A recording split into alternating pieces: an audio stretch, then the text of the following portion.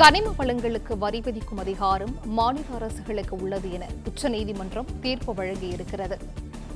9 நீதிபதிகள் கொண்ட அரசியல் சாசன அமர்வில் 8 நீதிபதிகள் மாநில அரசுகளுக்கு ஆதரவாக தீர்ப்பு வழங்கியிருக்கிறார்கள். கூடுதல் விவரங்களை நிர்வாக ஆசிரியர் மகாலிங்கம் வழங்க கேட்கலாம்.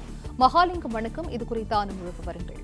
மாநில அரசுகளுக்கு கனிம வளத்தின் மீது வரி போடும் அதிகாரம் இருக்கிறதா இல்லையா என்ற உரிமைக்கு எதிராக மத்திய அரசு மற்றும் தனியார் சுரங்க நிறுவனங்கள் சார்பில் தொடரப்பட்ட வழக்கில் உச்சநீதிமன்றத்தின் அரசியல் சாசன அமர்வு தற்பொழுது தீர்ப்பு வழங்கியிருக்கிறது. அந்த தீர்ப்பில் கனிம வளங்களுக்கு வரி விதிக்கும் அதிகாரம் மாநில அரசுகளுக்கு உள்ளது என்று கூறப்பட்டிருக்கிறது.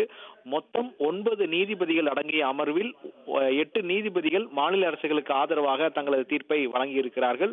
ஒரு நீதிபதி மட்டும் மத்திய அரசுக்கு ஆதரவாக தனது தீர்ப்பை வழங்கியிருப்பதாக தகவல் சொல்லப்பட்டிருக்கிறது. சுரங்கங்கள் மற்றும் தாது மேம்பாடு ஒழுங்குமுறை சட்ட விதிகளில் மாநில உரிமைகளை கட்டுப்படுத்தும் பிரிவுகள் எதுவும் இல்லை என்று நீதிபதிகள் தங்களது உத்தரவில் தெரிவித்திருக்கிறார்கள். அதே போல ராயல்டி குறித்த பல்வேறு சந்தேகங்கள், பல்வேறு விவாதங்கள் இந்த வழக்கில் நடைபெற்றது. ராயல்டி என்பது குத்தகை பணம் தானே தவிர வரி அல்ல எனவும் உச்சநீதிமன்றம் தெளிவுபடுத்தி இருக்கிறார்கள். மாநில அரசுகளுக்கு இருக்கும் உரிமைக்கு எதிராக மத்திய அரசு மற்றும் சுரங்க நிறுவனங்கள் தொடர்ந்த வழக்கில் இந்த உத்தரவு என்பது பிறப்பிக்கப்பட்டிருக்கிறது.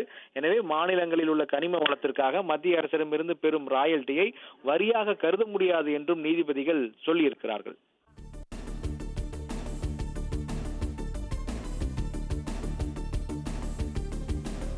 விவரங்களை வழங்கியமைக்கு நன்றி மகாலிங்கம்.